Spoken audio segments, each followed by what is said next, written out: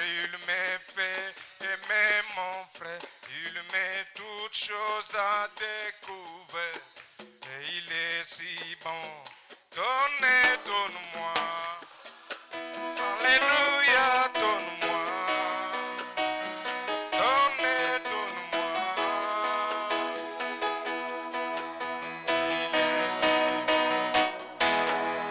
il est bon, je n'en fais d'autre, car il m'a fait aimer mon frère. Il est si bon. Donnez, donne-moi. Donnez, donne-moi.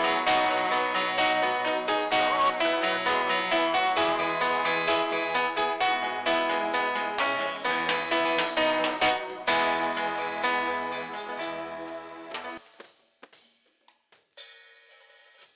Seigneur Dieu, notre Père, nous te sommes infiniment reconnaissants ce soir par ton amour, par ta grâce, Seigneur. Tu as voulu assez que ce soir nous puissions venir pour écouter ta parole. Bénis la présence de tout un chacun de nous. Bénis les dons. Tu as dit les dons est que l'homme s'éloigne du chemin pour que Dieu lui-même puisse descendre pour prendre la place. Quand toi tu parles, Seigneur, il y aura un bon entendement. Si toi tu parles, Seigneur, il y aura une bénédiction. Si toi tu parles, Seigneur, les hommes seront entrés dans le royaume.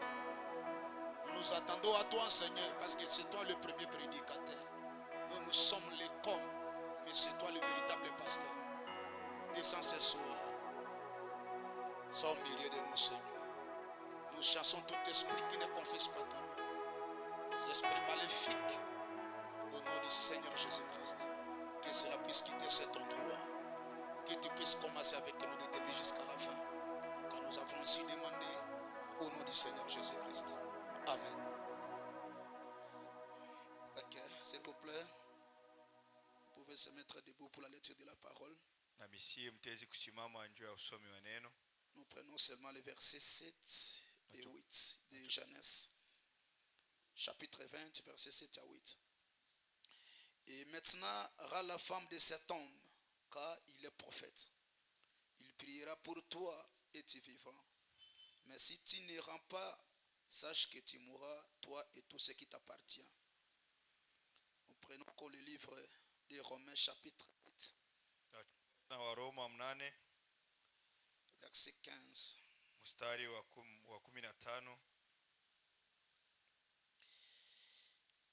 Et vous n'avez pas reçu un esprit de servitude pour entrer encore dans la crête, mais vous avez reçu un esprit d'adoption par lequel nous crions Abba, Père. L'esprit lui-même rend témoignage à notre esprit, car nous sommes enfants de Dieu. Or, si nous sommes enfants, nous sommes aussi héritiers. Héritiers de Dieu et co-héritiers de Christ, si toutefois nous souffrons avec lui, afin d'être glorifiés avec lui. Au nom du Seigneur Jésus-Christ. Amen. Amen. Viens vous asseoir. Je vous salue ce soir au nom du Seigneur Jésus. Que le Seigneur vous bénisse. Amina. Soyez bénis par le Seigneur. Est-ce que vous allez bien ce soir? Moi aussi je me porte bien par la grâce de Dieu. Je pense que nous sommes venus comme d'habitude pour écouter la parole. Et vous savez, Dieu, la première fois qu'il a tenu conférence avec les gens, il a tenu conférence avec 5000 personnes, 500 personnes.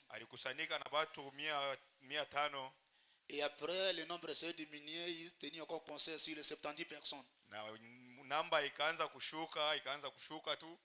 Et la troisième fois, il s'est tenu conseil devant 12 personnes. mara ya tatu akasimama mbele ya watu 12. Et la quatrième fois devant 3 personnes. Na mara ya 4 mbele ya watu 3. Et nous savons ces 3 personnes c'était Shadrach, Meshach et Abednego. Na watu 3 ni Shadrach, Meshach na Abednego. Et la 5e fois c'était pour une seule personne. Na mara ya 5 ilikuwa mbele ya mtu mmoja tu. C'était Daniel dans la fosse au lion. Ilikuwa ni Danieli mbele ya tanuru ya Et Frère simba. Branham dit sans tenir compte des nombres. Na Biblia anasema bila kuangalia wingi wa watu. Dieu aime toujours donner conseil à son peuple. Na Mungu anapenda kuleta tu mashauri kwa taifa yake. Dieu ne regarde pas les nombres. Mungu ashangalie wingi. Ce que Dieu regarde c'est le caractère d'un bon cœur. Na Mungu anakuwa anaangalia tu moyo na kile kinakuwa ndani ya moyo. Et je pense que le vrai conseil que nous parlons ce soir, Na hii shauri tunakuwa nasema hii jioni c'est la parole de Dieu. ni neno la Mungu.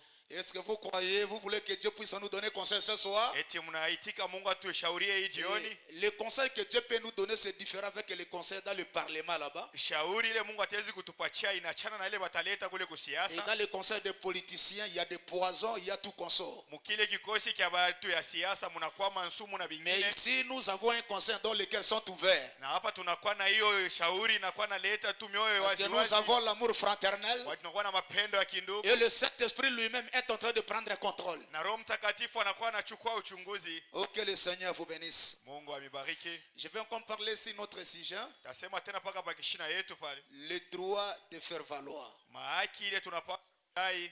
C'est-à-dire le droit de réclamer une chose qui vous appartient. Hiyo haki tunakuwa nayo njia kulomba kile kinakuwa chetu. Et nous savons que Dieu avait appelé Abraham Na tunajua kama Mungu aliita et Ibrahimu quitter le pays de son père atoke mumuji wa baba et de yake venir en Palestine là où Dieu lui avait appelé. na kuingia kwa Palestini kule Mungu Il a alimuita, dit c'est là que je te bénirai. akimwambia ya kama njoo kule takubariki. Mais Abraham après les épreuves, Na Ibrahimu kisha hiyo matukio il a quitté Palestine pour aller quelque part. akatoka Palestini na kwenda fasi C'est nyingine. là qu'Abraham a commencé à avoir des difficultés. Ndio pale Ibrahimu akaanza kupata magumu. Et chaque fois que vous quittez la parole de Dieu qui est notre pays, Kila mara anatoka neno ile inakuwa nchi yetu, prépare les difficultés. na pale mamambo inaanza. Chaque fois que vous quittez la promesse, Wakati unatoka tu mwahadi, que vous quittez Palestine qui est le message de l'heure, ukitoke tu Palestini na kwa ujumbe wa préparez wakati, toujours les ennuis. na uitayarishe tu kwa mambo. C'est là qu'on a ravi la femme d'Abraham. Ndio pale bakamchukua mke wake. Ni tête l'intervention du Saint-Esprit. Kama haikuwa tu kuingia mkazi kwa Roho Mtakatifu, Dieu s'est intervenir par les songes. Mungu akaingia kupitia ile onyo. C'est parce que Abraham était sans semence. Kwani Ibrahimu alikuwa mbeko Il yake, était son enfant. alikuwa mtoto yake. Il est intervenu par les songes de dire remets la femme de mon serviteur. Akaonekana kupitia onyo na kumwambia Il rudisha est mke wa prophète. mtumishi wangu, anakuwa nabii. Remets sa femme. Rudisha mke wake Et Abraham priera pour toi. na Ibrahimu Et atakuombea. vous allez voir que quand Abraham est retourné dans le pays, Utatazama wakati Ibrahimu alirudia c'est mumuji, alors que Dieu s'est souvenu de la promesse. ndio pale Mungu akakumbuka ahadi yake. Vous devez savoir, Unapaswa kujua Dieu a parlé à Abraham par différentes formes. Mungu akazungumza na Ibrahimu namna ya kuachana, L'autre fois, il est en Paris, il lui a parlé comme une voix. na hii mara moja akasema naye kama sauti. L'autre fois, par les songes. Kupitia maonyo alisemezana naye, L'autre fois, par la vision. kupitia maonyo na Mais mandoto. la dernière forme que Dieu est apparu à Abraham, Na namna ya mwisho ile Mungu alimuonekania c'était sous la Ibrahimu forme d'un homme. ilikuwa ni muumbo ya mtu. Et c'est cette fois-là, Na mwile mara hii, quand Dieu s'est apparu chez Abraham sous la forme d'un homme, mwile wakati Mungu alionekana kwa Ibrahimu c'est cette muumbo ya fois-là que mtu, Abraham était béni. ndio pale Ibrahimu C'est alibarikiwa. pourquoi frère Branham dit, Ndio maana nabii Dieu anasema en esprit ne peut pas t'aider. Si Dieu est un esprit, il ne peut pas t'aider. Mungu hasiwezi kukubariki. Mais si Dieu revêt un corps, Kama Mungu anavuala à mwili, ce moment-là, mwile wakati Dieu peut te répondre. Mungu atakujibia. Parce que l'agent de Dieu, Kwani mtendakazi c'est wa Mungu l'homme. ni mtu. Dieu ne fait rien sans un homme. Mungu hasiwezi kufanya kitu bila Même dans Mungu. ce temps-ci, Hata mwili wakati Dieu a comparé avec un homme. Mungu alitumika na mtu, C'est son prophète. ni nabii wake. C'est à travers le prophète Ni kupitia que nabii nous sommes wake parvenus à écouter la parole de ndio Dieu. pale tunafikia mkusikia neno Et ya même Mungu. ce soir, Na hii nous jioni allons écouter la parole tutasikia neno à travers la vase de terre. kupitia Et si toi sauti. tu n'es pas là, Kama wewe hauna Dieu hapa, ne sera pas là. Mungu hasitakuwa Si hapo. moi je ne suis pas là, Kama mimi sina Dieu hapo, ne sera pas Mungu là. hasitakuwa Pour hapo. que Dieu soit là, Juu Mungu awe, il a fallu votre présence. inabidi uwepo wenu. Amen, amen. Amina. Dieu lui est apparu sous forme d'un homme de chair. Mungu akamonekania muumbo ya mutu. C'est à ce moment-là qu'Abraham était béni. Ndio mwile wakati Ibrahimu alibarikiwa. Il a été rajeuni. Akarudishwa. Il a trouvé un fils qu'on appelle Isaac. Akapata mwana wanaita Et Isaac. sache que Dieu dans la chair humaine Na mjue ya kama Mungu peut te donner le besoin de ton cœur. ataleta hitaji ya moyo Quand wako. Dieu devient un homme, Wakati Mungu il anakuwa peut mtu, guérir avec votre maladie. atawezi kukuponya. Alléluia. Amina. Mais la chose difficile que Frère Branham dit, Na kitu kia nguvu kile nabii anasema c'est d'amener un mortel ni kufikisha binadamu à croire à un autre mortel. amini binadamu mwenzake. Et ce soir, Na hii je jioni vous amène à me croire d'abord. na miita Croyez d'abord mwenyamini moi comme votre frère. mwenyamini kama ndugu zenu. Parce que si vous avez le doute, Kama mnakuwa na il n'y shaka aura rien de spécial. kuna kile Mais kitatendeka, placez la foi. lakini weka Comme imani. dans ces derniers jours, Kumwe wakati ya nous mwisho croyons un homme que Dieu nous a envoyé. tunaamini mtu ule Mungu Cet alitumia. homme-là que Dieu nous a envoyé, Ule mtu Mungu c'est alitumia William Marion Branham. William Marion C'est Branham. Dieu lui-même Ni Mungu qui nous pekee amène à faire croire au frère Branham. anatufikisha ya kama tuamini ndugu Il Branham. lui a dit, amène les gens à te croire. Alimwambia kama fikisha batu kukuamini. On croit Branham comme le prophète. Tunaamini Branham kama On nabii. croit Branham comme le messager. Tunaamini nabii On kama n'adore pas mtume. Branham, Hatumwabudu mais on Branham, le croit comme le prophète. lakini tunamwamini On le kama croit nabii. comme le messager. Tunamwamini kama mtume. Est-ce que vous croyez cela? Amina. C'est ça le problème. Hiyo ndio mambo. Et Abraham, Na Ibrahimu quand il est retourné là-bas, wakati akarudia ku c'est Palestine, à ce moment-là ile wakati que Dieu lui a commencé à parler. ndio pale Mungu akaanza kuzungumza Je naye. te bénirai. Nitakubariki, Je te ferai de toi un grand nom. tafanya ya kama jina yako iwe mkubwa. Mais bien aimé, Ndugu celui wapendwa, qui élève une personne, c'est Dieu lui-même. ule anakuwa ananyanyua mtu ni Mungu Dieu peut pekee. te prendre dans les néants Mungu atawezi kukuchukua et muutupu t'enlever dans une espace là na supérieure. kukunyanyua mwachwa ya juu. C'est pourquoi la bénédiction vient petit en petit. Ndio kwa maana baraka inakuwa Même si cela ne vient pas aujourd'hui, hata kama haifiki cela leo, viendra demain. ile itafika Ne kesho. soyez jaloux de personne. Usikuwe na Si chuki ya tu Mungu. élèves ton frère, Kama unanyanyua ndugu acclamez le yako, Seigneur pour cela. umshangilie Il Bwana faut njia éviter ile. les jalousies. Tosha ile chuki. C'est à ce moment-là qu'Abraham a pris une portion de Dieu. Ndio pale Ibrahimu akachukua sehemu ya Mungu, Il a pris une partie de Dieu. akachukua sehemu ya Mungu, Il est devenu la source de la bénédiction. akakuwa chemchemu ya baraka. Cette partie qu'il avait prise, c'était H-A-M. Hiyo sehemu alichukua ilikuwa ni La H-A-M. partie de Elohim. Hiyo sehemu ya C'est Elohim. pourquoi il est devenu le père des nations. Ndio kwa maana akakuwa baba wa vizazi. Et je vais ce soir, Na ndi jioni, que comme vous êtes la semence d'Abraham, na hivi mko que mbeko tu ya ne puisses pas Ibrahimu, sortir ce soir usitoke hapa sans avoir la partie de Dieu en toi. bila kuwa na sehemu ya Mungu ndani yako. Amen. Amina. Je vais lire Frère Branham ici. Tasoma ndugu Branham hapa.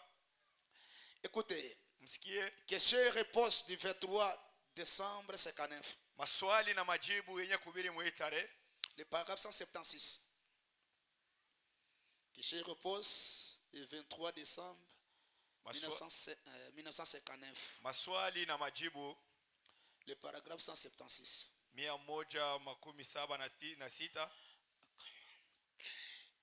Qu'est-ce que vous faites? Munakuwa nafanya nini? Qu'est-ce qu'on fait Tunakuwa nafanya nini au Canaan? kule kukana? On fait valoir leurs droits. Banakuwa na dai mahaki yao. Gloire. Ils faisaient valoir de leurs droits. Balianza kudai mahaki yao. Ils n'ont pas pu faire valoir de leurs droits avant d'être entrés à Canaan. Abakudai mahaki yao kabla abo kuingia mkanana. Vous devez faire attention. Mnapasha Où kusokoka. est-ce que vous allez devoir réclamer les droits? Où? Wapi mutaomba ile mahadi yenu? Pour faire valoir de vos droits. Ndio ya kulomba ile mahaki yenu.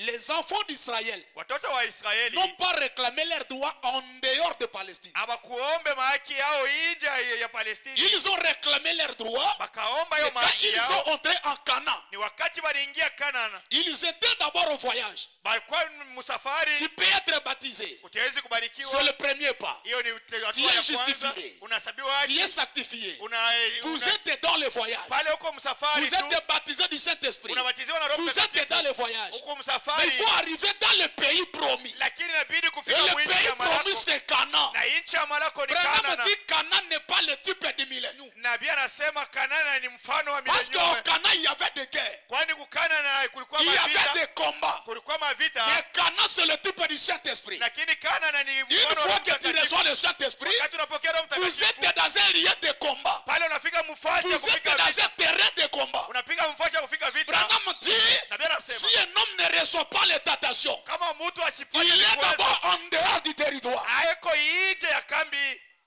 Oh, moi je suis en paix, je n'ai pas de problème. Mimi niko muamani, Vous sina na êtes en mambo. dehors du terrain. Uko nje ya kambi. Une fois recevoir le Saint-Esprit, Wewe tu ukipokea Roho la Mtakatifu, bataille commence. na pale vita Les inaanza, épreuves commencent. na mambo Les inaanza, tentations viendront. majaribu inakuya. Est-ce que vous croyez cela? Eti mnaamini vile? Le terrain où se trouve le combat, Wakati kuna kunakuwa c'est vita, une fois vous êtes entré dans votre pays. ni wakati unaingia muichi yako. C'est pourquoi je vous dis ce soir, Ndio kwa maana namiambia quand il y a des jioni, problèmes, wakati kuma quand il y a les tentations, wakati kuko sache que majaribu, vous êtes déjà dans le pays. jua ya kama uko muichi, Vous êtes dans le pays. uko Parce que muichi. le Saint-Esprit, Kwani Roho Mtakatifu c'est un terrain de combat. hiyo ni force ya kupika C'est pourquoi vita. venir dans ce message Ndio sababu kwa kuhii n'est pas ujumbe un lit d'aisance. haina tu kitanda tu Si on vous a enseigné que venant dans le message, il n'y aura pas de combat, hakutakuwa ça c'est vita. un mensonge. Hiyo ni bongo. Venir au message, Ule kujumbe c'est pour combattre. ndio kupika vita. Recevoir le message, c'est pour combattre. Ndio kupika Et vita. Dieu demande les violents. Na Mungu Les anapenda combattants. mashujaa. Bale mapika vita Il faut être magufu. un vainqueur. Bale bataweza kupika vita. Il faut être un vainqueur. Inabasha kuwa Oh, moi je mshindaji. pars dans ce message parce qu'il y a du pain. Mimi naenda mujumbe kwani Ici, kuna ce kwa n'est pas mkate. le millénium. Umu haina millennium. C'est en millénium qu'on n'aura pas de guerre. Ni mu millennium ndio On n'aura pas les épreuves. hatutakuwa na Et majaribu. nous avons notre pays promis. Tunakuwa na nchi C'est kama le Malako. Saint-Esprit. Ni Roho Là où Mtakatifu. toutes les guerres, Ndio pale mavita yote. tous les combats de famille, Hiyo mavita tous yote ya les démons jamaa. de l'enfer, Hiyo mademoni seront yote ya contre mungena toi. itasimama mbele yako. C'est pourquoi Abraham a dit nous combattons chaque minute. Ndio nabii anasema tunakuwa na kombana kila Chaque- dakika, kila saa. Même dans votre propre maison, vous allez combattre. Hata mnyumba yako utapiga vita. Même dans votre travail, vous allez combattre. Hata mkazi yako mku Même vita. au bureau, vous allez combattre. Hata ku office Même mku à vita. l'église, vous devez combattre. Hata kukanisa unapaswa kupiga Alléluia. vita. Amina. Vous devez combattre. Unapaswa kupiga vita. Il ne faut pas venir, Seigneur, aide-moi. Usikuye Bwana Oh Seigneur, unisaidie. soutiens-moi. Bwana La Bible unisaidie. dit l'épouse elle-même se prépare. Na Biblia inasema bibi harusi yeye mwenyewe Vous devez se anajiandaa. préparer. Unapaswa kujiandaa. C'est quand ils sont entrés dans le pays, Ni wakati balingia c'est à muinchi. ce moment-là ils ont commencé à réclamer les Ndio droits. pale wakaanza kudai mahaki zao. Ne commencez pas à réclamer la bénédiction en dehors du pays. Usianze kulomba baraka nje ya C'est pourquoi nchi. j'ai aimé l'inspiration du pasteur. Ndio kwa maana nipende ile Retournons. uongozaji wa nabii. Turudie. Vous devez retourner dans le message. Tunapaswa kurudia mujumbe. Et Israël était retourné. Na Israeli alirudia. Ils étaient dans le pays. Beko muinchi. Mais une fois dans le pays, les combats commencent. Na wakati walingia muinchi vita inaanza. Comment Seigneur tu nous as appelés? Kwa nini Mungu Ça ulituita? c'est quel lien comme ça alors que toi tu m'as appelé? Wewe uliniita hii ni maisha Même kani? si Dieu vous a appelé, vous devez combattre. Hata kama Mungu alikuita unapaswa kupiga Vous vita. devez être fort. Unapaswa kuwa na nguvu. Parce qu'une fois entré là-bas, Kisha wewe Josué kuingia. a fait le partage du pays. Yeshua akagawanya nchi.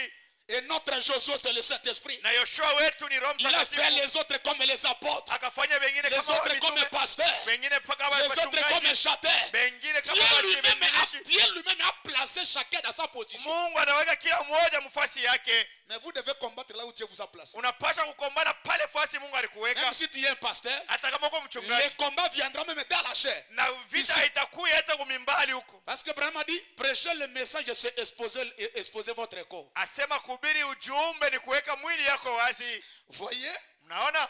dans le désert, Mjangwa ils ne possédaient rien. abakukuwe na kitu. Ensuite, une fois entrant à Canaan, Na kisha hapo kuingia tu Kanana. alors ils avaient des droits. Pale balikuwa na mahaki. Nous avons des droits. Tunakuwa na mahaki. Une fois que vous avez reçu le Saint-Esprit, Wewe tu ukipokea Roho vous Mtakatifu. êtes au Canaan. Pale unaingia Kanana. Vous devez vous battre pour ces choses. Unapasha kukombana juu ya Pour bibitu. chaque poussée de terrain. Juu ya kila sehemu ya budongo. Vous devez vous battre. Unapasha kupiga vita. Oui, mais Ndiyo ndugu. Ça dit même si le message est pour nous, Hata kama ujumbe même ni si yetu, c'est notre héritage, hata kama ni urithi wetu, vous devez combattre. unapaswa kupiga vita. Soyez de meilleurs soldats.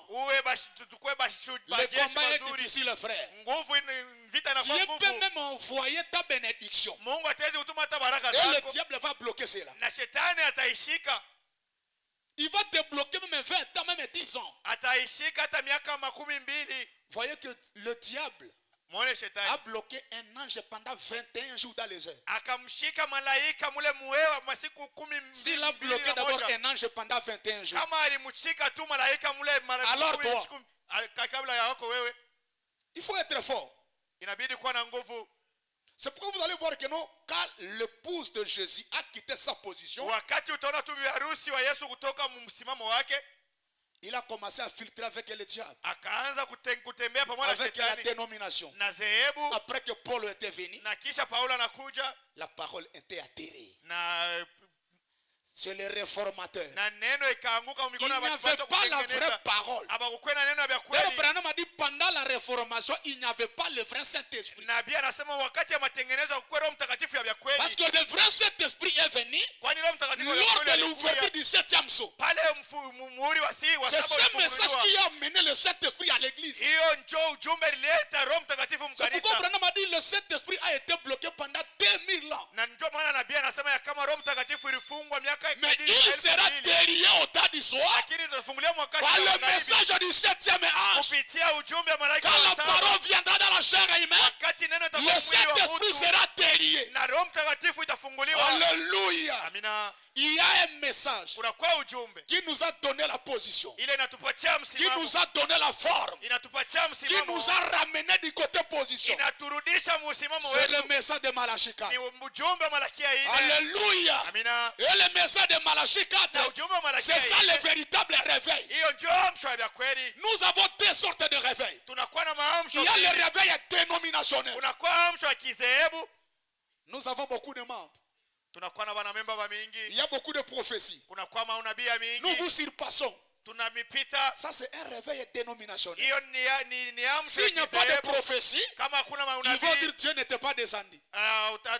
utasema Mungu hana nabo. S'il n'y a pas de vision, Kama hakuna maonyo, aujourd'hui Dieu n'est pas descendu.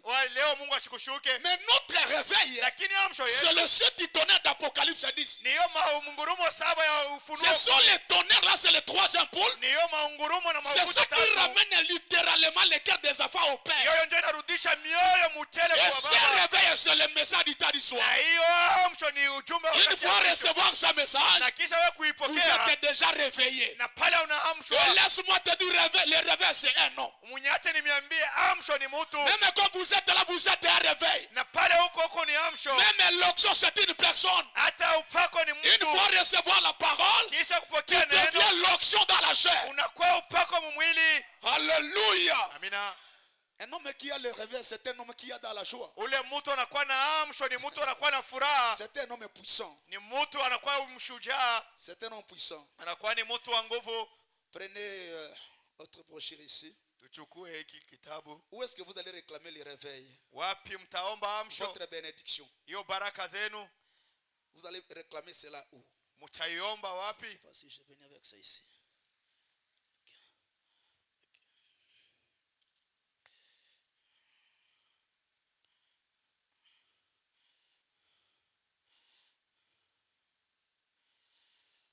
Ok.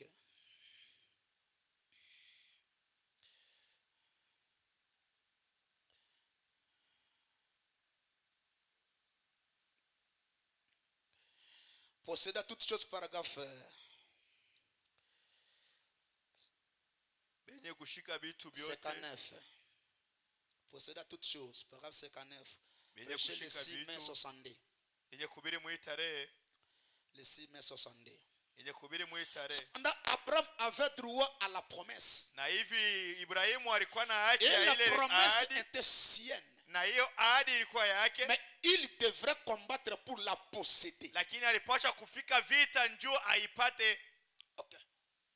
Mais il devrait combattre pour la posséder. Alipaswa kupika vita njoo aishike. Amen. Amina. Vous y êtes. Muko pale. Les croyants aujourd'hui Baaminifu leo quoique nous soyons héritiers de toutes choses, hata kama tuko warithi wa kila kitu, quoique nous soyons héritiers de toutes bénédictions spirituelles, hata kama tuko warithi wa baraka zote ya kiroho, de toutes bénédictions physiques, mabaraka yote ya kimwili, de toutes bénédictions que la Bible promet, na hii mabaraka yote Biblia inalaka, il vous faut pourtant combattre pour chaque centimètre du terrain. lakini inabidi kupika juu ya kila sehemu ya hiyo Bien malako. que la guérison c'est pour toi ma soeur, Hata kama uponyaji ni le juu yako Saint-Esprit dada, c'est pour toi, Roho Mtakatifu ni juu yako, la joie c'est pour toi, furaha ni yako, la bénédiction physique est pour toi, baraka ya kimwili ni la yako, bénédiction spirituelle pour toi, baraka ya kiroho ni même yako, la bénédiction financière c'est pour toi. hata baraka ya pesa ni Vous yako, devez toujours combattre. lakini napasha kupika vita.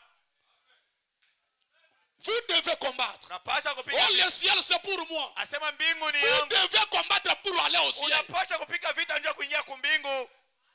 Oh, Dieu a versé le sang. Oui. Kweli Mungu Vous alimwaga devez damu. combattre pour ce sang. Mnapasha kupika vita ndio hiyo damu.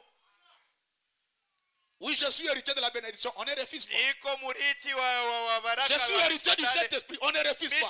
Niko murithi wa Mais Roho pour Mtakatifu. recevoir cela, Lakini ndio kupokea Roho vous Mtakatifu. devez combattre. Unapasha kupika vita. Alléluia. Amina. Si vous ne combattez pas, Kama upige vita, vous allez pleurer chaque jour. utalia kila siku. Mais je vous amène ce soir Lakini amefikisha à hii jioni combattre pour les droits que Dieu vous a donnés. ya kupika njoo hiyo maadi Mungu Ces droits sont là. hiyo maadi Une iko fois entré en Palestine, kisha mweki hiyo les droits Palestina. sont possibles. Hiyo mahaki La inawezekana. Bible dit nous sommes tous baptisés dans le même esprit. Na Biblia inasema tunabatizwa Pour wote kwa former roho un seul moja. corps. Ya kutunga mwili Et je mmoja. crois que dans le pays, Naamini kama c'est muichi comme dans un magasin. inakuwa saa muduga, C'est comme dans les kini marchés. inakuwa saa mule kini Il y a marché. tout.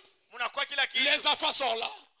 Le Saint-Esprit est là. Watoto bekwamo, Roho La Mtakatifu bénédiction ikwamo, est là. baraka ikwamo. Même si cela est éloigné, Hata kama iko mbali, Abraham a dit prenez l'échelle. asema chukua L'échelle de mungaji. Jacob. Hiyo mungaji ya Yakobo. Montez jusque-là Panda mpaka pour kule. recevoir ce que Dieu vous a Juu donné. ya kupokea kile Mungu Même si tu alikupatia. es le plus court, Hata kama uko je vous mfupi, demande ce soir kuomba hii de gravir jioni, sur l'échelle de Jacob. panda pa mungaji ya Et Yakobo. l'échelle de Jacob, c'est la prière. Na hii mungaji ya Yakobo ni maombi. Alléluia. Amina. Même si cela est impossible, Hata kama yawezekani, il faut la généalogie, inabidi kupiga la magoti. prière. Maombi. Parce que la prière change les choses. Kwani maombi Même inabadilisha si la kitu. chose était éloignée, Kama kitu kilikuwa quand vous mbali, priez le Seigneur, wakati unaomba la Bwana, chose sera là. kitu Même kitaonekana. si tu n'étais pas digne, Hata kama si vous utaweka venez devant kusaidi, la croix, kama unakuwa oh mbele ya Seigneur, oh Bwana, c'est toi qui as dit, wewe ndio ulisema, aie pitié de moi. unirehemu Bwana. Automatiquement, Pale pale la tu, chose sera là. kitu kitaonekana. Alléluia. Amina. Et ce soir, Hii jioni nous allons prier le Seigneur naomba pour Bwana réclamer les droits. juu ya kuomba mahaki zetu. Pour réclamer les droits. Kuomba mahaki. Il y a quelque chose que Dieu a laissé pour toi. Kuna kwa kitu Mungu Mais il alikuachia. faut monter l'échelle. Lakini inabidi kupanda mungaji. Aujourd'hui, nous allons monter l'échelle. Hii leo Nous tutapanda allons mungaji. monter l'escalier. Tutapanda hiyo Même la mungaji. place que vous êtes, Hata fasi ile huko. cela ne mérite pas que toi. Hiyo haina Vous haki devez yako. monter Unabidi pour kupanda arriver à votre ili position. kufika mwatua yako. Amina. Laisse-moi vous donner une information. Uniache nimpatie habari Il y a moja. un roi. Kuna kwa mfalme mmoja Et ce roi avait des généraux. na huyo mfalme alikuwa na wajemadari Et le roi, na huyo mfalme il voulait faire monter le drapeau. alipenda kupandisha hiyo bendera. Et quand il soulevait le drapeau, Wakati aliamsha bendera, tous les généraux étaient debout wajemadari wote pour walisimama respecter le drapeau. juu ya kuheshimisha hiyo Et bendera. pendant qu'ils restaient debout, Wakati walisimama le wima chapeau du roi est tombé. na hiyo kofia ya mfalme Quand cela est ikaanguka. tombé, Wakati ilianguka, les généraux ne bougeaient pas. wajemadari Ils hawakuja- restaient toujours calmes. balibakia tu kimya. Mais il y a eu un caporal. Lakini kulikuwa huyo kaporale. caporal. Huyo kaporale Qui n'était pas un général. asikuwa jemadari, Il a regardé.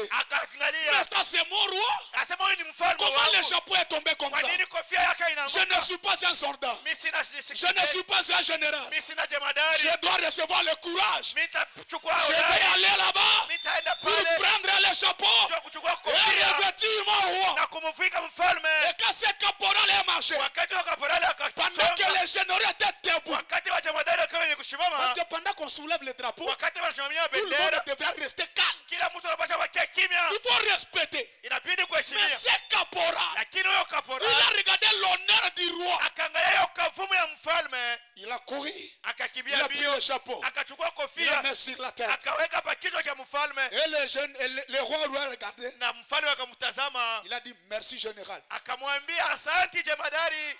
Merci général. Asema asanti jemadari. Et ce petit-là, Na ule kijana ule, directement quand il a écouté qu'il est un général, pale alisikia tu anakuwa il a jemadari, cherché les rangs de généraux. akasimama kufuata.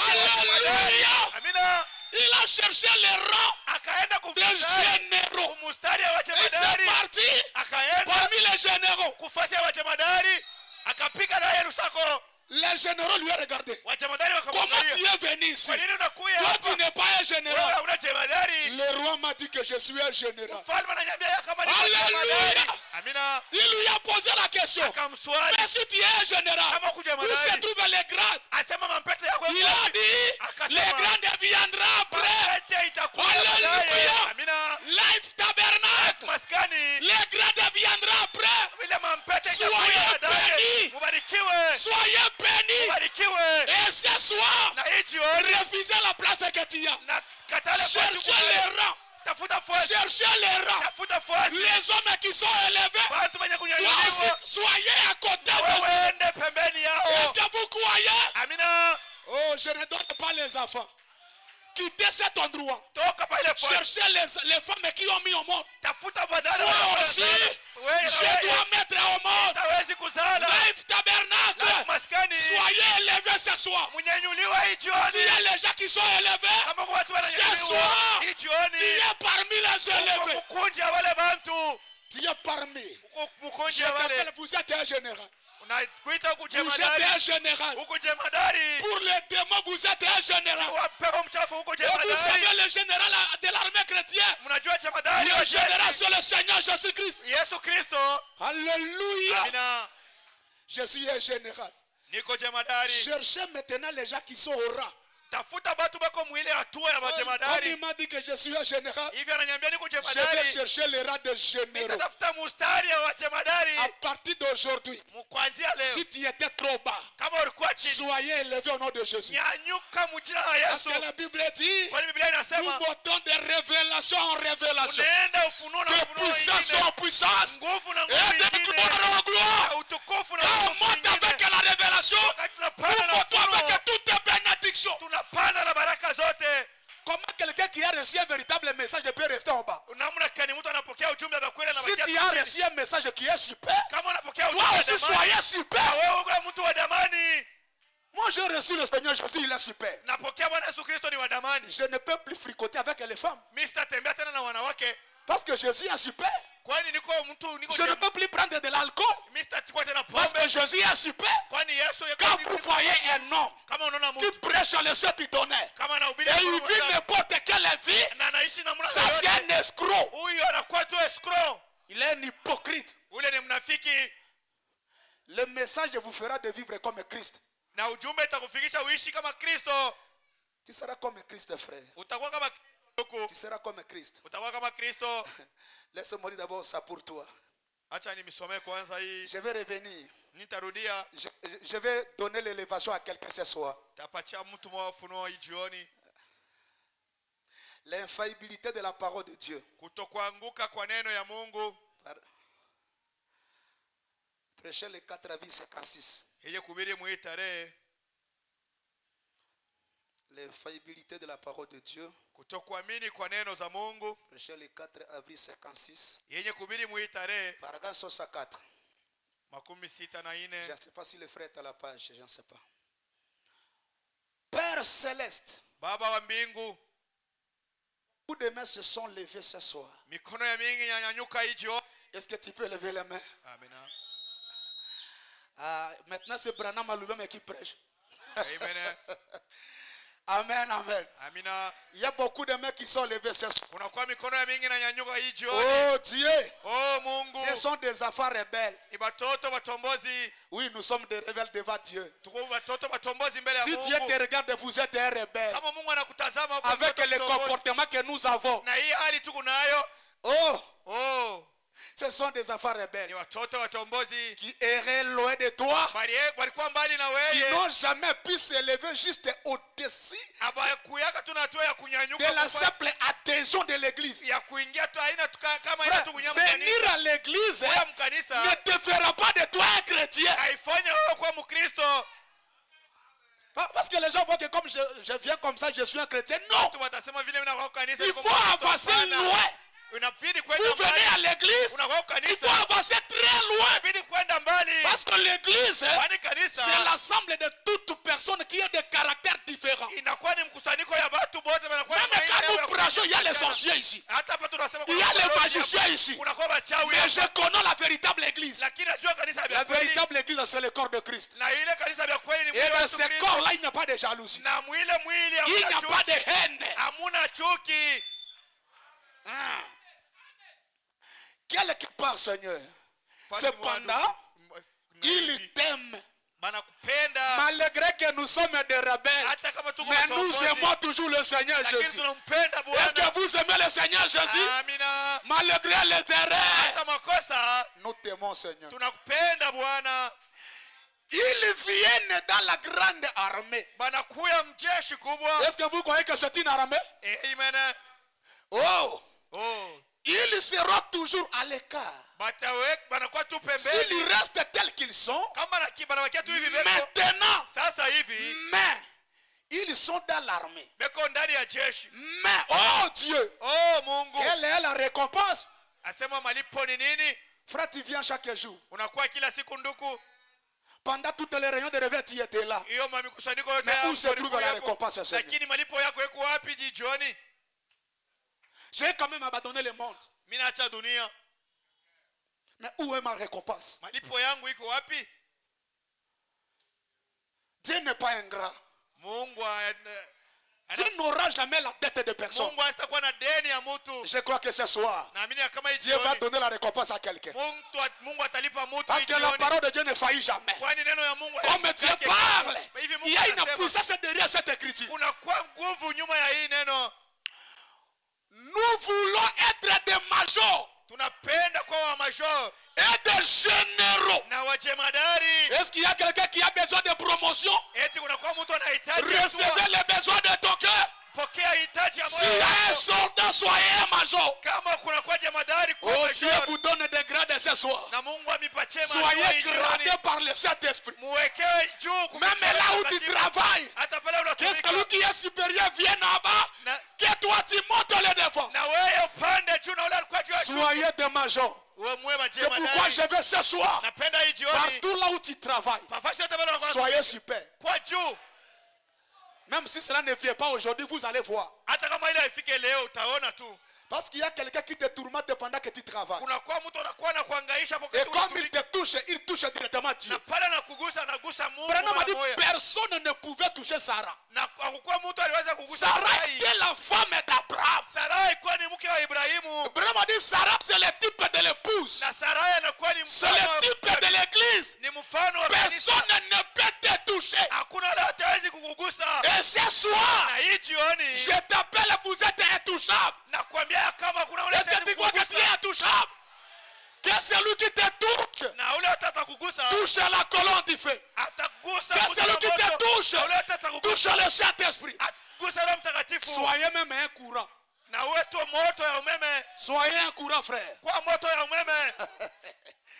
Nous voulons être des majors et des généraux. Tunapenda kwa major na Comme wajemadari. Paul a dit, Mpaka hivi Paulo vous alisema qui devriez être des maîtres, mweye ulipasha kuwa mwalimu. vous avez encore besoin qu'on vous enseigne. Mnapenda tena mvifundishe. Père, Baba, nous te prions tunakuomba de bénir chacun de na kuomba ubariki kila mmoja wao. ma prière ce soir. Ombi langu hii jioni Ne se limite pas à une personne. aisimamie pa mtu Ma mmoja. prière ce soir, Ombi langu hii que Dieu jioni bénisse tout un chacun de vous. Mungu abariki kila mmoja Soyez wenu. bénis jusque-là. Mubarikiwe mpaka pale. C'est ça la prière de Branham. Hiyo ndio ombi la nabii. Que Seigneur bénisse tout un chacun de vous. Asema Bwana bariki kila mmoja. Voyez, Unaona? Et oh Dieu, Oh Mungu, nous sommes où? Bénis tout un chacun d'eux. bariki kila mmoja wao. Faites-les monter l'échelle un peu plus haut. Uwapandishe kwanza kumungazi kwa juu kabisa. Au nom du Seigneur Jésus-Christ. Mjina la Yesu Kristo. L'échelle que tu trouvais, Hiyo c'est plus mungazi bas. iko chini. Et ce soir, Na hii jioni montez au nom du Seigneur panda Jésus-Christ. juu mjina la La Yesu Kristo. bénédiction que vous avez, Hiyo bariko c'est kuna plus basse. iko ya Et chini. ce soir, montez Na l'échelle. hii jioni Même panda. dans la révélation, montez. Hata mufunuo Même panda. la vie chrétienne, Hata maisha ya vous Kristo devez monter. unapaswa Même kupanda. dans la bénédiction, Hata vous mbaraka devez être super. unapaswa kuwa La mtu wa Bible dit amani. Israël Na Biblia ne inasema sera pas Israeli la queue, atakuwa mais il kichwa. sera toujours la tête. Atakuwa kichwa. Montons l'échelle. Tupande mungaji. Je ne suis pas n'importe qui. Mimi sina mtu yoyote. Je suis le fils du roi. Niko mtoto wa mfalme. Amen, amen. Amina. Oh, Dieu soit loué. Mungu abarikiwe. Je crois que si vous croyez amen, la chose sera déjà là. Naamini kama ukisema amini kitu kitaonekana. La chose sera là. Kitu kitaonekana. Dieu amène son église à la perfection. Mungu anafikisha kanisa yake kwa ukamilifu. Parce que les gens ne savent pas ce qu'ils sont. Watu hawajue kile beko. Vous devez savoir ce que tu es. Unapaswa kujua kile uko. Dieu amène son église à la perfection. Prêché le 4 décembre 54. Mungu anafikisha kanisa yake kwa ukamilifu yenye kuhubiri mwile Et je tarehe. pense que tout le monde est déjà retourné pendant cet enseignement de une semaine. Najua ya kama kila mmoja acha kurudia. Nous sommes déjà dans le pays. Tuko mumuji. La seule chose que nous faisons, c'est de réclamer. Kitu tunafanya ni kudai tu. Seigneur, nous sommes déjà dans le pays. Bwana tuko deja mumuji. Maintenant, je réclame. Na hivi nakuwa nadai. Ok. Dieu amène son église à la perfection. Prêché le 4 décembre 1954. Paragraphe 19. Mstari ya 19. Les pentecôtistes ont reçu le baptême du Saint-Esprit. Wapentekotista walipokea ile ubatizo wa Roho Mtakatifu. Et cela les a fait participer à la communion. Na hiyo kewafikisha kushiriki En harmonie avec Dieu. muhusiano na Mungu.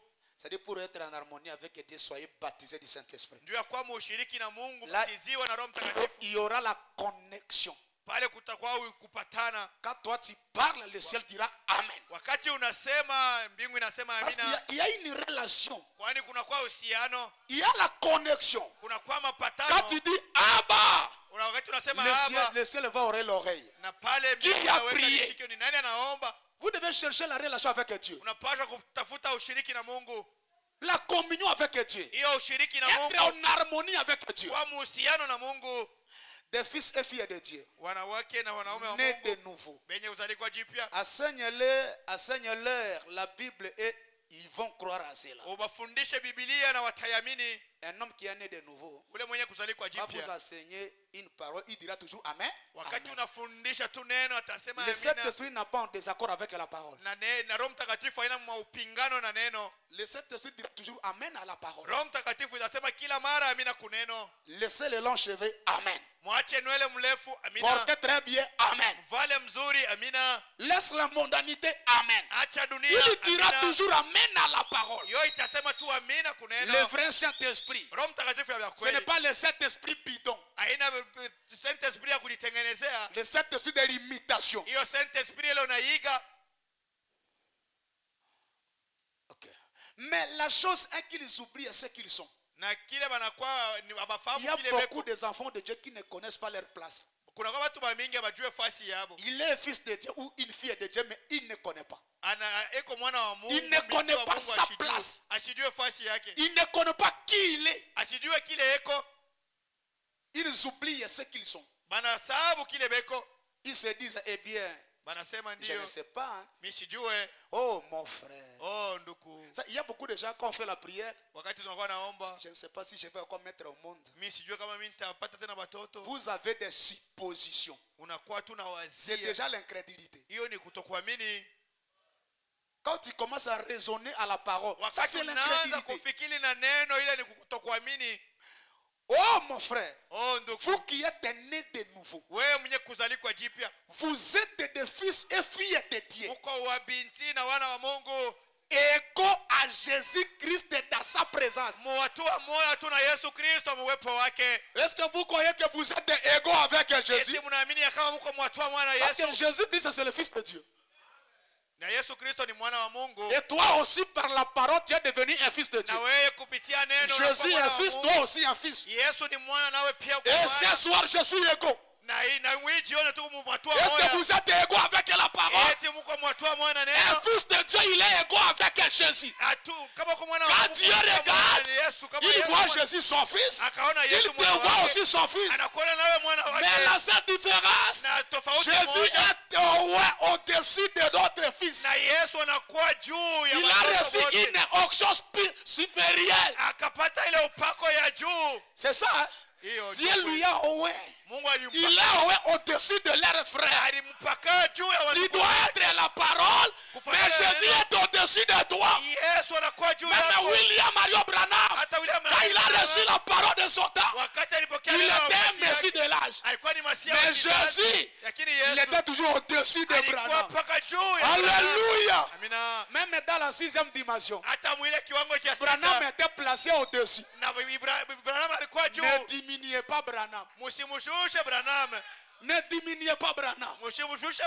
C'est lui qui reçoit un prophète en qualité du prophète. Recevra les effets bénéfiques du prophète. Nous devons croire, frère Branham, qu'il est le pasteur de l'âge. Il a reçu le ministère de la prière de fête. Il est plus que tous les pasteurs. Il est la bouche autorisée. Alléluia. Vous devez le croire. Mais quand il était là, il était mieux placé. Mais il a dit, je vais voir Jésus. Où se trouve Jésus? Il est au-dessus. Est-ce que vous croyez qu'il est au-dessus? Au-dessus. Alléluia. Nous allons croire Branham. Mais nous allons adorer le Seigneur Jésus-Christ. Alléluia. Celui qui a donné l'existence à frère Branham, c'est le Seigneur Jésus-Christ. Et une chose, si vous pouvez recevoir le succès, laisse Jésus monter sur toi. Quand Jésus monte sur toi, tu reçois l'honneur de Jésus. Alléluia. C'est pourquoi les messagers, ce sont les 7 étoiles qui sont dans la main droite. Et ils reçoivent la gloire qui sort du trône. Là où Dieu se trouve, il y a la gloire. Alors le messager est bénéficié de cette gloire. C'est pourquoi Branham dit, la gloire du second temple est plus grande que la première. Alléluia. Vous êtes égaux. Jésus fils, toi aussi fils. C'est pourquoi Branham a dit qu'il a aboli la doctrine là des fils éternels. Le fils unique. Il n'est plus le fils unique. Il était le fils unique. C'est parce que lui-même il était le grain. Mais quand le grain est jeté en terre et que cela s'est pourri, quand elle a sorti, c'était plusieurs. C'est pourquoi aujourd'hui, il y a plusieurs Jésus. Alléluia. Si vous recevez la parole, vous devenez la partie de Dieu. Vous devenez un fils de Dieu. Amen, amen, amen. Égaux. Vous devez savoir que tu es égaux. Jésus la parole, toi la parole. Si Jésus marche sur les autres, tu dois aussi marcher sur les autres. Tu dois marcher. Ne laissez pas seulement le problème à Branham. Abraham a reçu sa portion. Il a réclamé les droits. Quand la femme finlandaise a été écrasée, Branham, il a réclamé les droits. Était comme le fils. Au nom de Jésus-Christ. Et la femme finlandaise ressuscité. C'est parce qu'il avait reçu la portion de Dieu. Alors toi, si tu es égaux, manifeste la parole. Manifeste. Même si ton fils tombe malade, priez le Seigneur. Le Dieu qui a écouté Branham va t'écouter. Branham a dit que quand moi je vais partir, nabii anasema wakati mimi la nitaenda, guérison va s'opérer plus dans l'église. asema uponyaji itaonekana tena mingi mkanisa. C'est pas que comme Branham est parti que la guérison est partie. Non, nous avons la Usifikiri ya guérison. kama hivi Branham nenda uponyaji unaisha. Ego avec Jésus. Mwatua moja tu na Dans Yesu, sa présence. muwepo wake. Oh là là! Oh la la, C'est ce qui met le diable en colère. hiyo ndio naweka kashetani mkasirani. Quand le diable connaît que toi tu es un fils de Dieu comme Jésus, Wakati shetani Bibi- anavumbula ya kama Ah! mwana wa Mungu kama Yesu, celui-ci ego avec Jésus. asema wewe uko mwatua moja na Parce Yesu, que lui connaît Jésus. kwani yeye anajua Yesu, Il connaît la puissance de Jésus. anajua hiyo nguvu ya C'est Yesu. ce qui met le diable en colère. Hiyo ndio inamweka shetani Quand tu mkasirani. arrives à connaître votre position, Wakati unatambua cela msimamo wako, dérange le diable. hiyo inamzuiza shetani. Je ne sais pas ce soir. Mimi sijui hii Est-ce que jioni, tu connais que tu es un fils de Dieu? eti unajua kama uko mwana wa Mungu, Et sache que le diable est en colère contre toi. najua ya kama shetani anakuwa na kushirikia. Même quand il rate, Wakati tu il est en colère. anakuwa na kushirikia. Et c'est laisser l'église de Dieu comprendre qui il est. Acha tu kanisa ya Mungu ijue kile eko. Quand l'église comprend ce qu'il est, Wakati kanisa inatambua c'est kile ce qui eko, met le diable en colère. hiyo ndio En colère. inashirikisha shetani. Quand il commence à réclamer les droits, Wakati unaanza kuomba cela mahaki met zako, le diable en colère. hiyo inamshirikisha shetani. Oh, toi, la grande église Oh we vivante de Dieu. kanisa kubwa ya Mungu aliye hai, Toi qui est prétendu avoir embrassé les bénédictions du bord wewe unaiwazia kama unakumbatia hiyo de la mabaraka, coupe, parfois je me demande si Dieu peut prendre. na kila mara nakuwa na diswali eti Mungu atawezi kuchukua. Si Dieu peut prendre son église et le secouer, Kama Mungu atawezi kuchukua kanisa yake na en point kuitikisa, que tu comprennes qui tu es. juu ufike mkuelewa kinini huko. C'est pourquoi on voit beaucoup de membres de l'église vivre comme le monde. Ndio kwa maana wanamemba wenyewe Ils n'ont wanaishi pas la kama dunia. crête du péché au marché, Abana na boka bwa zambi, même à l'école, hata kumasomo, même au bureau. hata ku ofisi. Or, le christianisme doit être, c'est la vie publique. Na Ukristo ni maisha tu ya waziwazi. C'est parce que tu ne connais pas ce que tu es. Ndio inaonesha tu ajue kile huko. Moi, j'ai laissé ma ville jusqu'à Kisangani, très loin. Mimi naacha kanisa yangu kule mbali Même si je Mkisangani. viens à Lubumbashi, je dois toujours vivre la parole. Hata kama nikikuya kulubumbashi napaswa kuishi mpaka neno. Parce que le Dieu qui me voit là-bas, il est ici. Wani ule Mungu ananiona kule eko Même si hapa. tu es caché dans la chambre, Hata kama ce kuna nia Dieu ya est kulala, là. Mungu eko pale. Même si tu te caches dans un hôtel, Dieu est là. Hata kama uko mwile chumba ile Vous Mungu devez eko hapo. comprendre qui tu es. Unapaswa kujua kile huko. Il y a la différence entre une jeune fille et une femme qui est mariée. On te touche n'importe comment. Ah, femme, Banakugusa femme. namna yoyote La femme we. de quelqu'un. We mke wa mtu. Et tu commences à dire, ah, laisse-moi. Unyache La femme d'un homme. mke wa mtu. Est-ce que tu connais que tu es la femme de Jésus? Eti unajua kama uko mke wa Ne Yesu. laissez pas le diable te toucher n'importe quand. Usiache shetani akuguse mara yoyote. On m'a dit, gardez le message honorable. Asema mchunge Ne ujumbe na laissez pas de heshima. saleté venir ce message. Usiache uchafu kuingia mwili ujumbe. Partout tu es, garde la parole. Basi yote huko Et chunga la ujumbe. parole te gardera. Na ujumbe itakuchunga.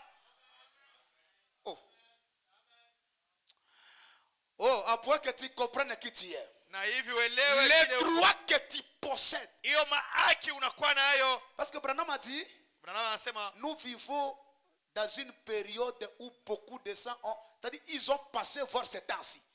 tunaishi wakati watu bamingi balitamani. Élie a pleuré voir ce temps. Elia alilia njoo aone hii wakati. Même Daniel a pleuré voir ce temps. Hata Danieli alilia njoo Tous les anciens, ils ont pleuré voir ce temps. Wazee wote walilia J'ai njoo kuona hii toujours wakati. pensé, qu'est-ce qu'ils ont pleuré? Mimi nafikiria kila mara walianza kulia nini? Parce qu'avant la fondation du monde, Kabla ya misingi ya dunia Dieu iwe, a fait la conférence avec les anges. Mungu akafanya ile kukundi na wamitume wa Qui est-ce que malaika. nous allons envoyer au temps de la fin pour Asema prêcher la tatuma parole? nani kwa wakati ya mwisho ndio kuhubiri neno? Ils ont dit, Wakasema Dieu le j'aurai un homme au temps de la fin. asema takuwa Qui na mtu prêchera kwa le wakati ya- message. ule atahubiri Son nom ce injili. sera William Marion Branham. Jina Avant litakuwa la William fondation. Marion Branham, kabla ya misingi ya dunia iwe. Pas même dans Genèse 1. Hapana mu mwanzo. Là c'est Genèse 0. Kule kukwata mwanzo. Avant Genèse 0. Kabla mwanzo iwe.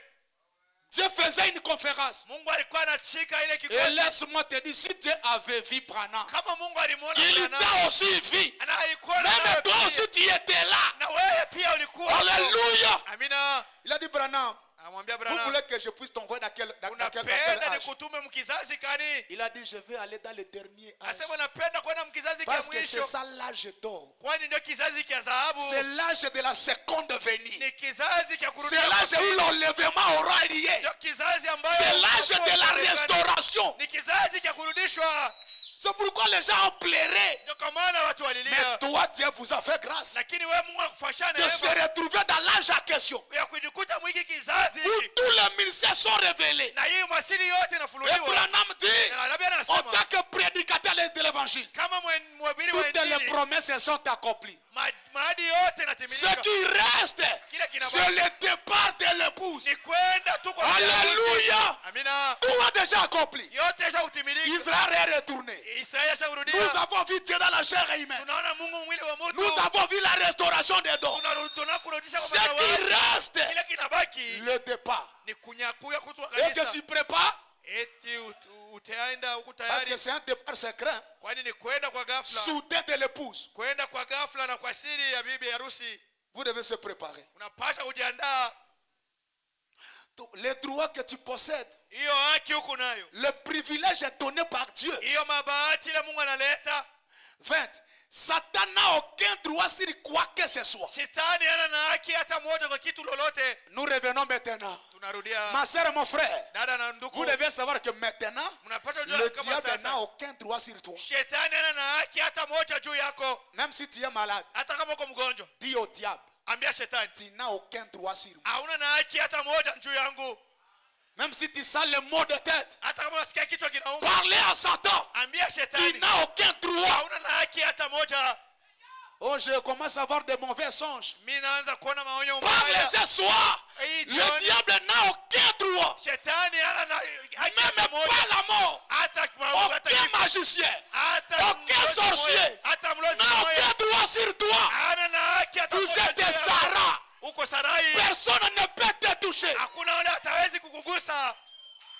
Même les démons de famille. Hata mademoni Il ya n'a aucun kizazi. droit. Haina na haki. Même là où tu travailles. Hata Il ukazi. n'a aucun droit. Habana na haki. Personne ne peut te toucher. Hakuna wale hatawezi C'est kukugusa. ça votre position. Hiyo ndio msimamo Vous wako. devez comprendre votre place. Unapaswa Que kuelewa je suis intouchable. ya kama hakuna wale hatawezi kunigusa. Même si la femme tombe malade. Hata kama mtoto anagonjwa. Toi, Satan, tu n'as aucun droit. We shetani hana na haki. Oui. Ndio. Sur quoi que ce soit. Ni même sur tes enfants. Ni sur tes entreprises. Il Hata n'a kama aucun. makazi yako hata mtoto yako hana na haki hata moja. C'est un trompeur. Anakuwa ni mdanganifu. Un trompeur. Anakuwa ni mtu tu Tu anadanganya. n'auras pas. Hautapata. Trompeur. Anakuwa Tu ne seras anadanganya. jamais béni. Hautabarikiwa. Trompeur. Ni mdanganifu. Tu ne vivras pas. Hautaishi. Trompeur. Anadanganya. Il n'a aucun droit. Hana na haki.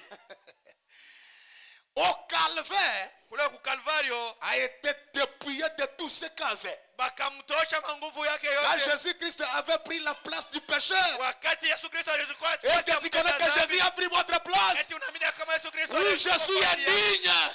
Mais ce jour-là, à la croix, il y a quelqu'un qui a pris la place des pécheurs. alichukua fosi ya mtenda J'étais un dhambi. Barabbas. Un Barabbas. Nilikuwa Barabaso, Un voleur. umwizi, Mais ce jour-là, lakini ile siku sur le calvaire, kule ku Kalvario quelqu'un a pris votre place. mtu mmoja alichukua Et fosi tu ne yako. mérites plus la mort. Parce que Jésus a pris votre place. Kwani Yesu alichukua fosi Alléluia. yako. Amina. C'est ça la condamnation par représentation. Hiyo njoo hukumu kupitia utambulisho. Il y a quelqu'un qui vous a représenté. Kuna kwa yule alitutambulisha, Il est mort à cause de toi. anakufa juu yako. Il a pris votre place. Alichukua fosi yako. Laisse-moi te former. Acha nikwambie, Jésus, il est notre juge. Yesu ni Il est mwazi aussi wetu. l'avocat. Anakuwa tena mtetezi. Alléluia. Amina. Il est aussi notre juge, Anakuwa muamzi. mais aussi un avocat. Tena anakuwa tena Il parle pour toi. anakuwa Il anakusemelea. justifie pour toi. Anakusabia haki. Oui, il n'est pas digne. Hastahili. Mais Père, pardonne-le. Lakini Baba umsamehe. Au calvaire, kule kukalvario Il a pris ta place. alichukua nafasi Est-ce ya qu'il a pris la place de quelqu'un? eti alichukua nafasi ya Je mtu. suis sûr de la mort de Jésus. Niko na haki Je na ne kifo cha pouvais Yesu. pas vivre, Mimi siwezi mais kuishi grâce à l'agneau de Dieu, lakini kupitia mwana l'agneau kondoo qui wa est dans Mungu. le péché du monde. Ule mwana kondoo anakuwa anaondosha dhambi ya dunia. Il a pris la place d'un pécheur. Alichukua nafasi ya mtenda Il est dhambi mort au calvaire. akakufa kwa Kalvario. Satan n'a plus de droits légaux sur quelque chose. Shetani hana tena na haki pa kitu chochote. Il n'a plus de droits légaux. Hana tena na haki. C'est pourquoi quand il a saisi les âmes de Dieu dans le séjour des morts, Wakati alishika ile manafsi Jésus mwile est allé, basi il ya a pris mauti. même la clé. Yesu akaenda akachukua hata ile fungulo ya Ce sont Hades. les saints de Dieu qui étaient là. Ni watakatifu wa Mungu walikuwa pale. Chacun a vu Jésus de sa manière. Kila mmoja aliona Yesu mnamna yake. Alléluia. Amina. Parce qu'ils ont reconnu Jésus. Kwani walimtambua Yesu. Quand Ézéchiel les regarde, Wakati Ezekiel anatazama, il voit quelque chose. akaona kitu. La roue dans la roue. Mpeto ndani ya mpeto. Il vient comme la roue dans la roue. Anakuya kama mpeto ndani ya mpeto. Et quand Daniel les regarde, Wakati Daniel anatazama, il voit comme la pierre qui se détache de la montagne. anaona kama jiwe inatoka kumlima.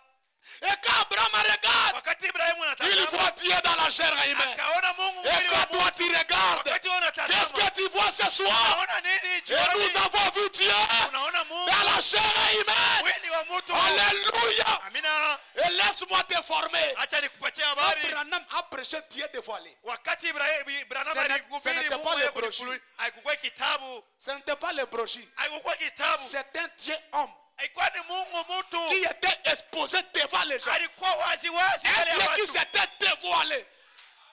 Si vous voulez voir Dieu, Kama unapenda kuona Mungu, ôtez la chair. tosha mwili. La chair, c'est le voile. Hii mwili ni pazia. Percez le voile pour voir Dieu qui est dans l'intérieur. Uende njone Mungu anakuwa ndani ya pazia. Et les gens n'ont pas compris la prédication. Watu hawakuelewa. Il a changé encore. Akabadilisha. Le Dieu puissant Mungu qui est wa uwezo dévoilé devant nous. anajifunua mbele yenu. Frère, de telles choses, quand on prêche à l'église, hein, Vile vitu vya c'est ça l'expiation. Hiyo ndio C'est ça le pardon de péché. Hiyo ndio kuhesabu. Alléluia. Amina. C'est ça.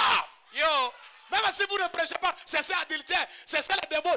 Prêchez les promesses du temps de la fin. upili mahali C'est ça wakati ya mwisho. l'expiation. Hiyo ndio kuondolewa C'est ça le pardon contre les péchés. Hiyo ndio Et kukusanya ce soir, dhambi. soyez pardonnés. Na hii jioni msamehe. Branham a dit, Branham alisema quand Jésus était venu là-bas, wakati Yesu alikuwa kule, il disait aux gens que les péchés soient pardonnés. aliambia watu madhambi yenu inasamehewa. Et il y a eu les gens qui ont dit, Kulikuwa watu walisema, quand Branham a prêché cela, Abrahamu une alisema, femme est venue. Mtu Toi, mmoja, tu veux beaucoup fâter Jésus. wewe unapenda kumvumisha sana Tu Yesu. disais que leurs péchés sont pardonnés. Alisema dhambi zao Et inasamehewa. Branham a dit, Na Abrahamu même akamwambia, Jésus là-bas, hata il Yesu disait que vos péchés sont pardonnés. alisema dhambi zenu zinasamehewa. Et Jésus lui-même a dit qu'à qui la parole de Dieu sont venus, ils sont appelés le prophète.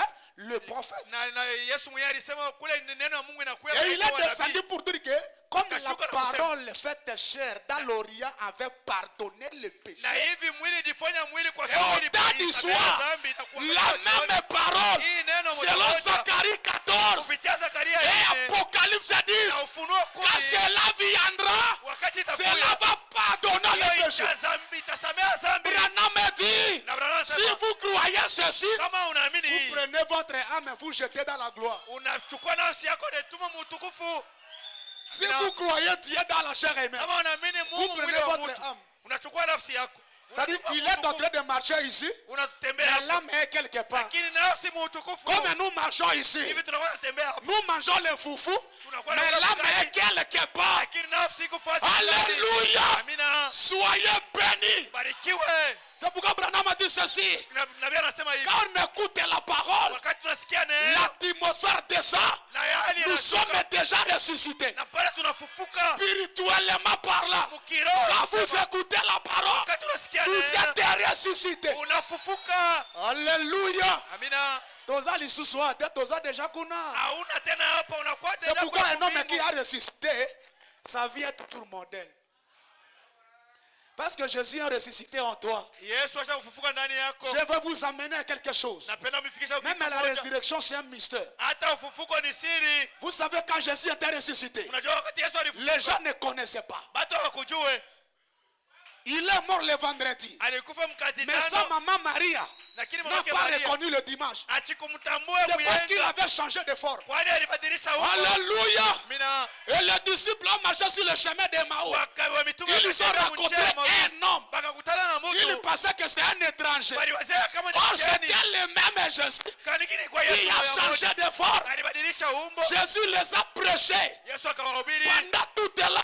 na ile Ils mwendo n'ont yao pas yote compris. abakuelewe. Quand le soir est venu, Wakati jioni le ilifika coucher du soleil, kukwangua kwa jua, Jésus est entré dans la maison. Yesu akaingia Quand il est mnyumba. entré dans la maison, Wakati aliingia c'est mnyumba, là qu'il a fait un miracle. wakati atenda Et là, muujiza, quand Jésus est entré, wakati Yesu il aliingia a brisé le pain. akavunja, Il leur a donné. akawapatia Et leurs yeux s'ouvrira. macho yao yakafunguka. Laisse-moi te dire, Acha au nikwambie, coucher du soleil, kukwangua kwa jua. est-ce que vous êtes là? Amina.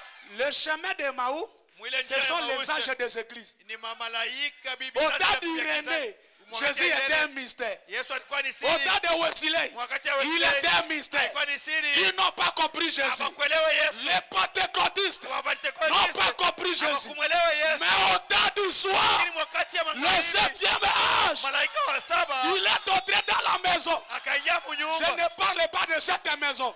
La maison, c'est la chair humaine. Na nyumba ni Il mwili. est entré dans la maison Akaingia et il a mnyumba. brisé les 7 tonnerres. Akavunja Quand il a miili brisé saba. les 7 tonnerres, Akafunja miili il a saba. donné aux gens. Akaleta Et watu. leurs yeux s'ouvrirent. Na macho yao Et ikafunguka. après avoir mangé les 7 tonnerres, Kisha kulia hiyo mingurumo saba. renommé-t-il, Na Biblia inasema après le 7e saut, kisha muhuri wa saba l'église comprendra qui est Dieu, na kanisa itajua comment Mungu ni il nani, vit, namna kanisa quel est son nature, asema anakuwa quel est son être. asema mtu wake À kuna ce mtu gani. moment-là, Mwile wakati l'église kanisa doit vivre sous l'inspiration inapaswa kuishi pour kwa adorer le Dieu vivant. ndio kuabudu Mungu aliye hai. Alléluia. Amina. Et ce soir, Na hii jioni on adore pas un Dieu historique. atuabudu Mungu Nous halisi. adorons un Dieu vivant parmi nous. Tunaabudu Mungu anaishi katikati Emmanuel yetu. est parmi nous. Emmanuel katikati Cet homme yetu. que nous adorons, Huyu mwenye watu c'est le tunaabudu. Seigneur Jésus-Christ. Ni Yesu Kristo. Jésus-Christ est le même. Yesu Kristo ni moja Hier, moja. Jana, aujourd'hui, leo, éternellement. hata milele. Il ne change pas de nature, mais Asibadilishe il hali, change de forme. lakini anabadilisha umbo. Alléluia. Amina. Et laisse-moi te dire, Acha il nikwambie, peut prendre la forme de. haiwezi kuchukua umbo La ya forme de. umbo ya. Ne regardez pas la forme. Ushangalie Regardez umbo. celui qui est à l'intérieur. Angalia ule uko ndani. Et aujourd'hui, Na hii leo nous avons vu un homme tunaona qui Mungu a tourné le dos. anageuza Il a mgongo. discerné le passé. Kafafanua Et quand maroho. l'épouse regarde, Wakati virusi il anatazama, voit Dieu. anaona Mungu. Et quand vous croyez cela, Wakati unaamini les péchés sont pardonnés. dhambi inasamehewa. C'est ça la bénédiction. Hiyo ndio baraka. Laisse-moi te dire, Acha nikwambie, après le Saint-Esprit dans l'église, kisha Roho Mtakatifu c'est le ndani, pasteur. ni baraka. Vous devez aussi croire à votre pasteur. Pasha kuamini Il est pastori. le représentant de Dieu. Anakuwa Est-ce mtambulishi que wa vous Mungu. croyez? Eti mnaamini? Soyez bénis. Amina.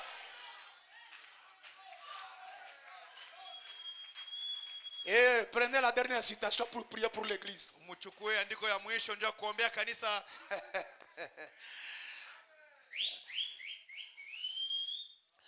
Prenez, possédant les portes de l'ennemi, par exemple 73.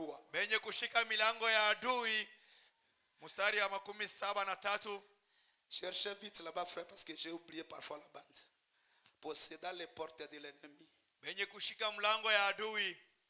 paragraphe 73. Mstari wa 73.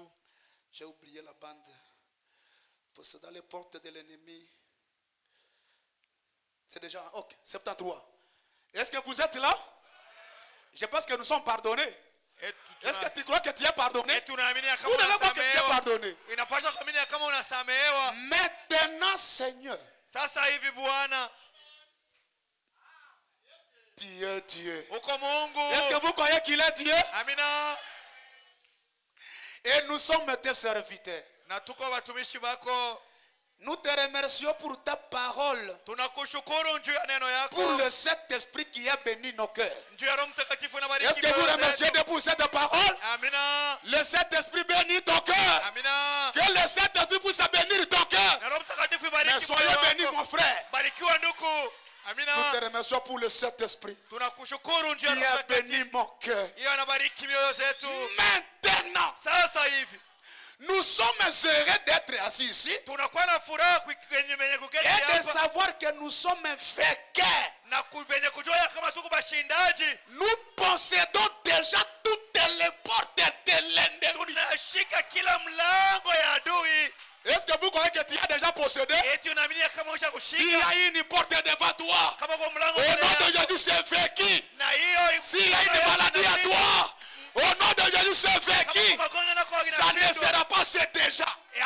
Est-ce que vous croyez que c'est déjà? Eti unaamini Nous ishakushindwa. possédons déjà. Tushakuishika. Les sorciers, nous possédons. Les blocages, nous possédons.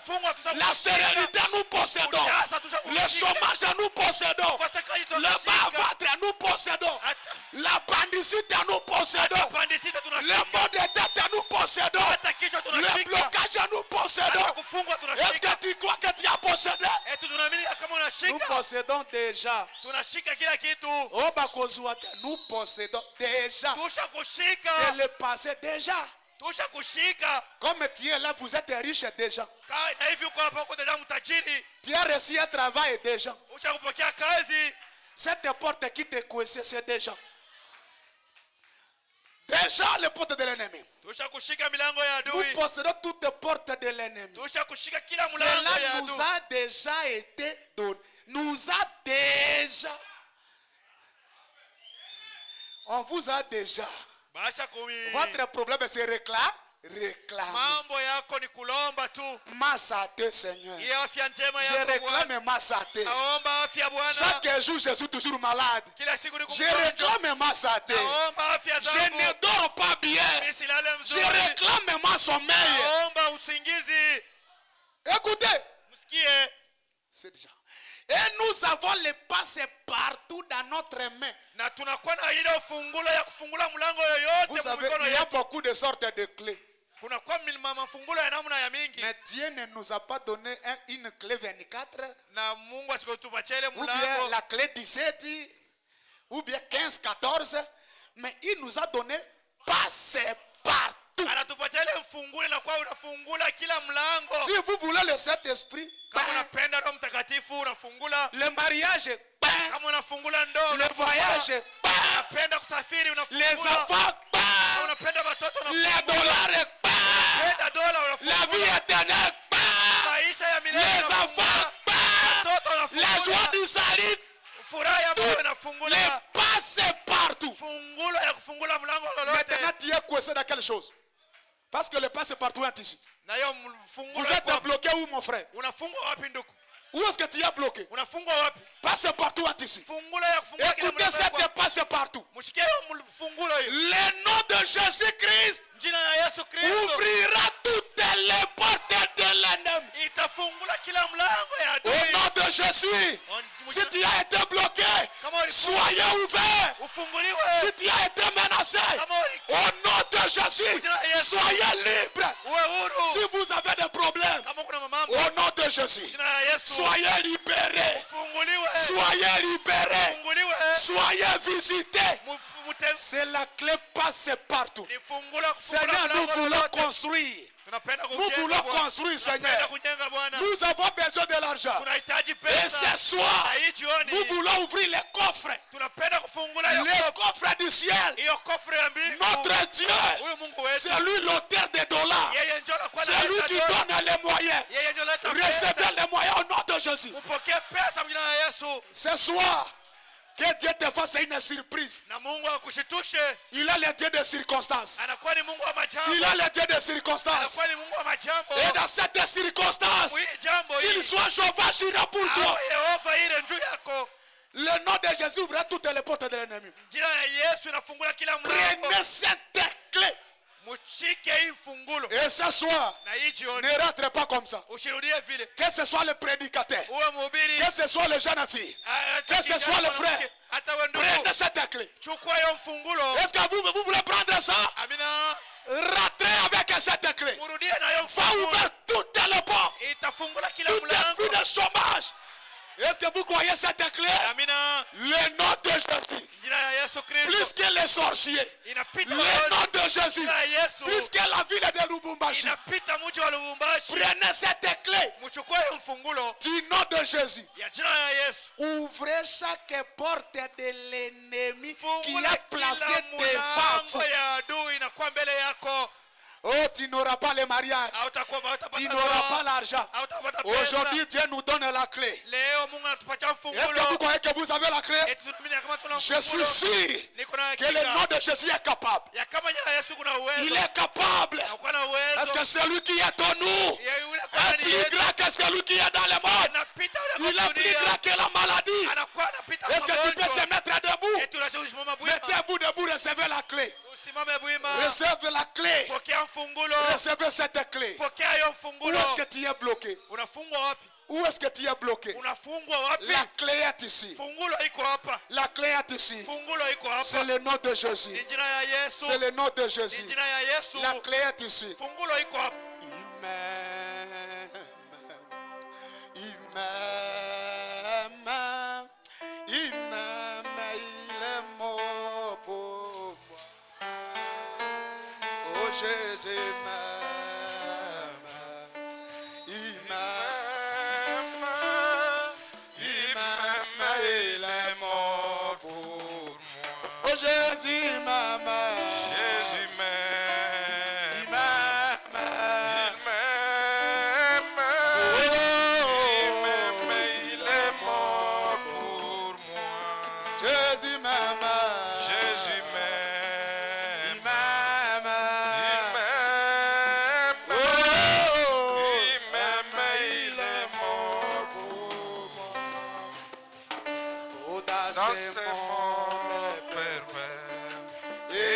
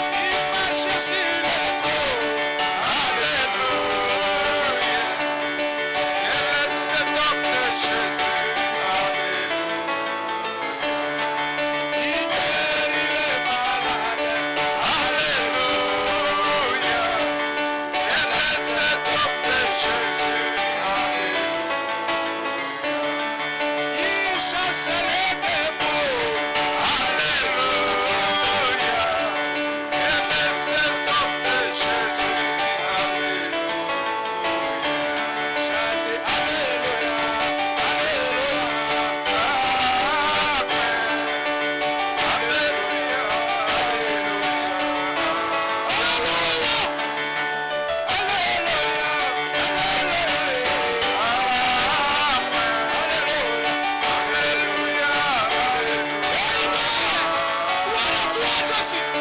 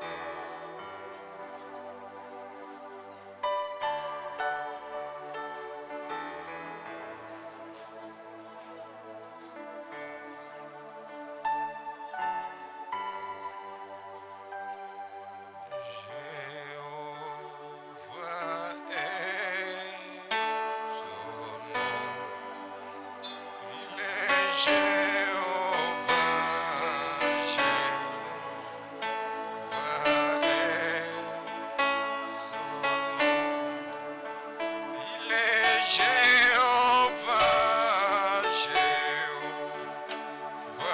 est son nom. Il est Jéhovah, Jéhovah est. Il est puissant, puissant guerrier. Oh, dans les combats, Jéhovah est. Il est puissant, puissant guerrier. Oh, dans les combats, Jéhovah est.